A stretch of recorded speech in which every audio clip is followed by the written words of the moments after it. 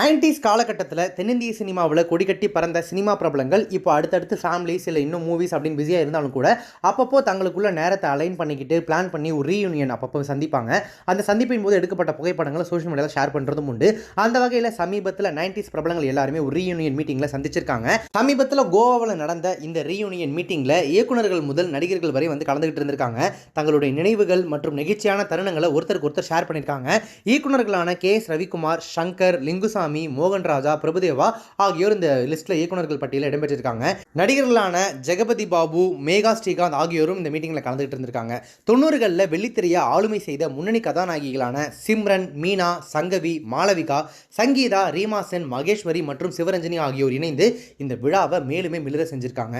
இந்த நட்சத்திர பட்டாளம் பல தசாப்த கால நட்பை ரொம்ப உற்சாகமாக கொண்டாடி தீர்த்திருக்காங்க இந்த ரீயூனியன் மீட்டிங்ல.